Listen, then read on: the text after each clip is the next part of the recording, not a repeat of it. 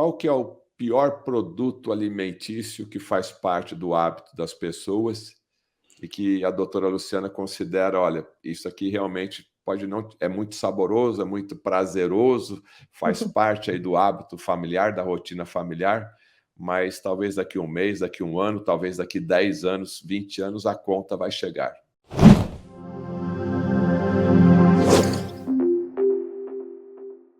Eu diria, sabe, Fernando, tem uma listinha mesmo, né? Que tem um score, né? Uma pontuação.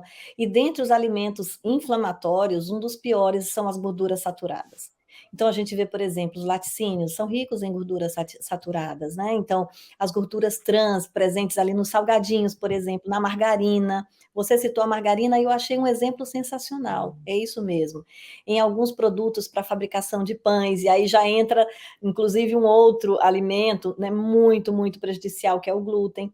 Então, são coisas que como a gente vem comentando em todas as lives, e eu vejo em todos os seus entrevistados também, quando o assunto envolve alimentação, intoxicação, sempre se fala deste trio, né, dos açúcares refinados, né, das gorduras, né, dos laticínios e é, dos vegetais, no caso aí, né, dos óleos vegetais refinados, a gente sabe que tem vários deles, e também do glúten.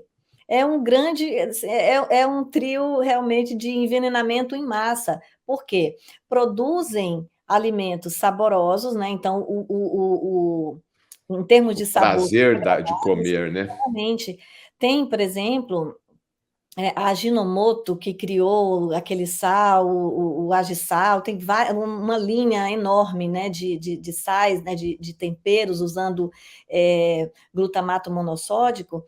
Eles foram muito inteligentes, né, porque eles utilizaram uma fisiologia do corpo sensacional, que é o umami, né? Nós captamos vários sabores, né? O amargo, o doce, o salgado, né? E o que é o umami? É o quinto sabor. Seria algo como a reunião harmônica desses quatro sabores. Então, imagina, é algo maravilhoso, é sensacional, é viciante. E aí, o que eles fizeram? Dentro das formulações, né, dos temperos, dos caldos prontos, dos quinó da vida, os caldos de galinha, essa coisa toda, tem o glutamato monossódico, que é muito prejudicial à saúde, E é né? viciante, né? E é viciante. A gente, o meu esposo, ele tem o diagnóstico de uma enfermidade bastante grave, né, chamada esclerose lateral amiotrófica. E nessa enfermidade, um dos agentes causadores dessa enfermidade, ou seja, uma inflamação neurológica grave, é o glutamato monossódico. Só para você ter ideia da gravidade, né, do uso de um produto como esse. E hoje em dia, você vai no restaurante, muitas vezes, o sabor é sensacional. A gente às vezes não entende, gente, como um simples arroz pode ter um sabor tão incrível. Por quê? Porque muitas vezes usam o que eles chamam de realçadores de sabor. E isto também é veneno.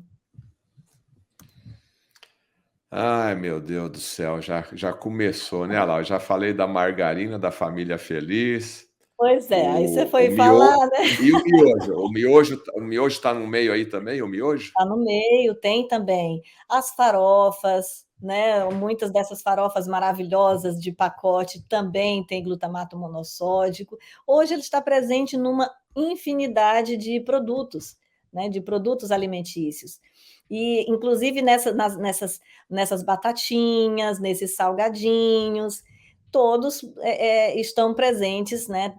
Em todos eles nós temos a presença do glutamato. E é o tipo da coisa, né? A conta chega, né? Muitas vezes a criança, o jovem está consumindo aqueles biscoitinhos recheados, aquela coisa toda, aí uma hora a conta vai chegar, né? Pode ser que num determinado momento seja prazeroso e seja interessante para uma mãe, por exemplo, acalmar o filho porque precisa dar alguma coisa rápida para a criança, ou então um lanche de escola. Eu já vi muitas vezes, né, lanche de escola sendo feitos com os biscoitos recheados, né? Mas o que a gente sabe é que isso, né, não é nem, não precisa ser nem tanto assim no longo prazo, isso vai apresentar problemas graves.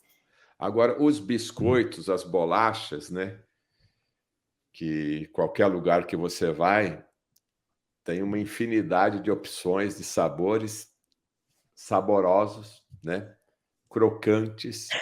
E ali, então, uma receita que tem leite, né? Tem farinha, Tem gordura tem saturada, gordura. Me fala trans. um pouco aí dos malefícios dos biscoitinhos da vovó.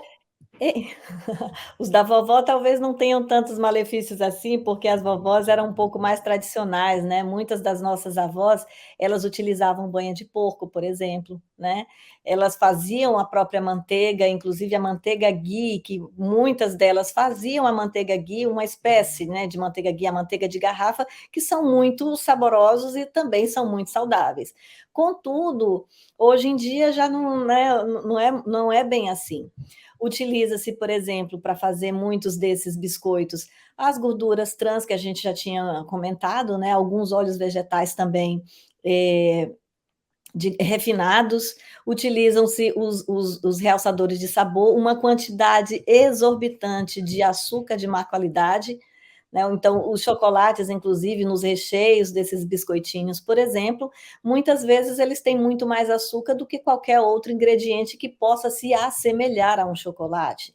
Então, aí vai o laticínio, que nós falamos também há pouco, e isso, Fernando, no final das contas, se a gente fosse considerar em termos de macronutriente, tem um carboidrato refinado de péssima qualidade, né? Então, isso pode fazer provocar problemas orgânicos muito sérios no corpo de uma pessoa. E se a gente considerar que o público principal são crianças, aí a gente vai observar aí um quadro de desbiose intestinal muito precoce, muito cedo nas crianças, e quadros, por exemplo, como hiperatividade, né, transtorno do déficit de atenção, o próprio autismo, a gente vê por que isso está acontecendo com tanta frequência, por que nós estamos tendo uma epidemia de autismo, por exemplo.